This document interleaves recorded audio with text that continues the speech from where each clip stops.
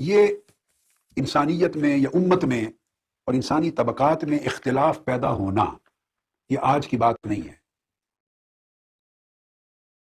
یہ سب سے بڑا اختلاف امت میں جو پیدا ہوا وہ خلافت کے مسئلے پر ہی پیدا ہوا، وہیں سے آغاز ہوا، باقی مسائل اس کے ساتھ ملتے چلے گئے. جب آقا علیہ الصلوۃ والسلام کا وصال مبارک ہوا، سیدنا صدیق اکبر رضی اللہ تعالیٰ عنہ کی جب پہلی خلافت مقرر ہوئی، وہاں سے اختلاف نے جنم لیا ہے اور باقی مسائل پھر اس کے ارد گرد گھومتے ہیں، اس کے ساتھ ریلیٹڈ ہیں، کنیکٹڈ ہیں. جب آقا علیہ الصلوۃ والسلام کا وصال مبارک ہوا، سیدنا صدیق اکبر رضی اللہ تعالیٰ عنہ کی جب پہلی خلافت مقرر ہوئی، وہاں سے اختلاف نے جنم لیا ہے اور باقی مسائل پھر اس کے ارد گرد گھومتے ہیں، اس کے ساتھ ریلیٹڈ ہیں، کنیکٹڈ ہیں. جب آقا علیہ الصلوۃ والسلام کا وصال مبارک ہوا، سیدنا صدیق اکبر رضی اللہ تعالیٰ عنہ کی جب پہلی خلافت مقرر ہوئی، وہاں سے اختلاف نے جنم لیا ہے اور باقی مسائل پھر اس کے ارد گرد گھومتے ہیں، اس کے ساتھ ریلیٹڈ ہیں، کنیکٹڈ ہیں.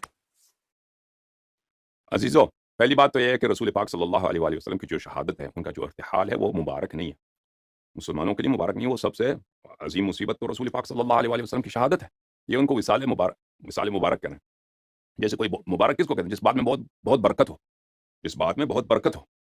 رسول پاک صلی اللہ علیہ وآلہ وسلم ان کی شہادت ہمارے لیے مصیبت ہے، عالم اسلام کے لیے مصیبت ہے. وحی منقطع ہو گئی اور اہل بیت اطہار علیہم الصلوۃ والسلام پر مظالم کا دروازہ کھل گیا اور عالم اسلام کے لیے انحرافات کے دروازے کھل گئے اور منافقین کو کھلا میدان مل گیا ان کے بعد، جو عمل کرنا چاہیں وہ چاہیں.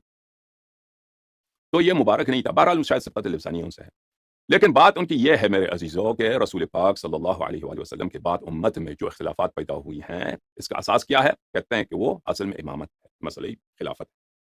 اچھا، اور ان کی باتوں سے یہ پتہ چلتا ہے کہ یہ خلافت اور امامت میں تفریق کرنا چاہتے ہیں. تو اس مسئلے پہ بات آگے آئی ہے تو کہہ دیجیے آپ خلافت نہ خلافت کہیے نہ امامت کہیے، کہ جانشینی ہے رسول. قیادت کا مسئلہ رسول پاک صلی اللہ علیہ وآلہ وسلم کے بعد. اور ان کا یہ بھی اعتراف ہے یہاں پر خوب، آپ نے کہا کہ جب ابو بکر خلافت پہ بیٹھ گئے تو اختلافات نے وہاں سے جنم لیا.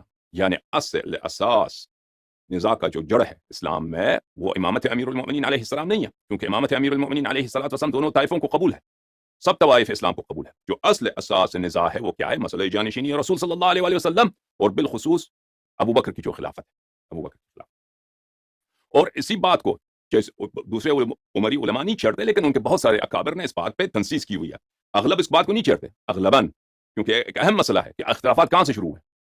اغلب اس کو نہیں چھیڑتے، لیکن ان میں سے بڑے علماء نے ایسے ہیں جنہوں نے اس مسئلے پہ اعتراف کیا ہے. ملاحظہ فرمائیے عزیزو، یہ کتاب ہے الملل والنحل للشہرستانی، عبد الکریم الشہرستانی، جزء اول، چھاپ قاہرہ. یہ کتاب، اس کتاب میں ملاحظہ فرمائیے صفحہ نمبر 22 پہ الخلاف الخامس، پانچواں اختلاف فی الامامہ، پانچواں مسلمانوں میں جو بڑا اختلاف ہے وہ مسئلہ امامت پر ہے. وَأَعْظَمُ خِلَافٍ بَيْنَ الْأُمَّةِ خِلَافُ الْإِمَامَةِ، سب سے بڑا جو مسئلہ، یہ اختلافی مسئلہ ہے، سب سے بڑا. وَأَعْظَمُ خِلَافٍ، سب سے بڑا جو اختلافی نزاع ہے مسلمانوں میں وہ کیا ہے؟ امامت کے مسئلے پر. امامت سے کیا مراد؟ یعنی رسول پاک صلی اللہ علیہ وآلہ وسلم کے بعد ان کے جانشین اور امت کا سربراہ کون ہے، امت کا قائد کون ہے. دینی مسائل میں، سیاسی مسائل میں، عسکری مسائل میں، مالی مسائل میں جو رسول پاک صلی اللہ علیہ وآلہ وسلم قائد تھے، دنیا سے چلے گئے وہ قائد، ان کے بعد رہنما قائد کون ہے؟ یہ اس کو خلافت یا امامت، خلافت کہی یا امامت کہی. اذ ما سل سيف في الاسلام على قاعدة دينية مثل ما سل على الامامة في كل زمان. سلہ کہتے ہیں کہ اس کو تلوار جب نیام سے نکلتا ہے، تلوار جو نیام سے نکلتا ہے اس کو سلہ بولتے ہیں. کہتے ہیں اسلام میں اتنے تلوار جو مسئلہ امامت پہ اور مسئلہ خلافت پہ نکلے ہیں، کسی اور دینی مسئلے پہ نہیں نکلے. یعنی اتنی خون ریزی ہر زمانے میں جو مسئلہ امامت پہ ہوئی ہے، مسئلہ خلافت میں ہوئی ہے، مسئلہ قیادت پہ ہوئی ہے، کسی اور مسئلے پہ نہیں ہوئی ہے در ہر زمان میں. یہ پہ بہت عظیم ہے عبد الکریم شہرستانی، اور ملل والنحل بھی ان کا بہت اہم کتاب ہے. یہ ملاحظہ فرمائیے، یہ کتاب تفسیر القرآن الکریم، تالیف الشیخ محمد عبدو، جزء ثامن، 8واں مجلد. اچھا، یہ کتاب چھپی ہے مصر میں سنہ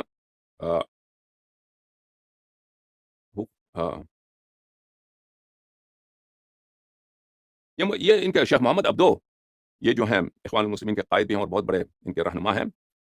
ان کی جو تفسیر ہے یہ مجلہ المنار میں، وہاں پہ ایک بہت بڑا میگزین، اہم میگزین ہوتا تھا اخوان المسلمین کے سے قبل، یا اخوان المسلمین کے جو اس سے قبل کا زمانہ ہے، اس زمانے میں قاہرہ میں المنار میں، وہ بہت علمی مجلہ تھا، وہ بہت علمی میگزین تھا، وہ اس میں چھپتا تھا.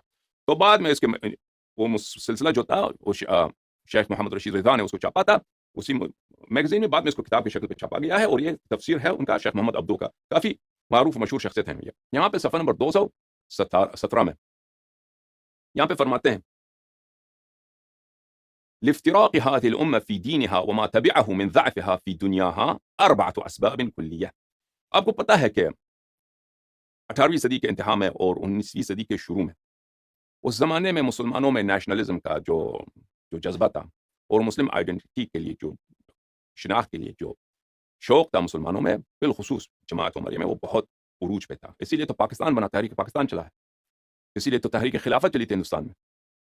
اور محمد اقبال کے جو اشعار ہیں وہ اسی ایک ہی لائن پہ تھے لوگ، محمد اقبال، شیخ محمد عبدو، جمال الدین افغانی، یہ سب لوگ ایک ہی لائن پہ لگے ہوئے تھے کہ خلافت کو زندہ کرنا ہے، مسلمانوں کو دوبارہ وہ بنی امیہ بنی عباس کی جو دور کی جو مسلمانوں عالمی قوت ہے اس کو دوبارہ عروج پہ لانا ہے۔ تو اس لیے اسی مسئلے کے روح سے وہ کہتے ہیں کہ امت، شیخ محمد عبدو فرماتے ہیں، کہتے ہیں کہ دین میں جو امت کو اختلاف ہے، اور اس دینی اختلاف کی وجہ سے دنیا میں مسلمان ضعیف ہوئے ہیں، دنیا میں مسلمان کیا ہوئے ہیں؟ کمزور ہیں۔ اس کے 4 سبب ہیں، 4 سبب ہیں۔ پہلی سبب جو السیاسہ والتنازع علی الملک، سیاست میں اختلاف، سیاست میں تنازع علی الملک میں، کہ گورنمنٹ کس کے ہاتھ میں ہونی چاہیے، قائد کس کو ہونا چاہیے،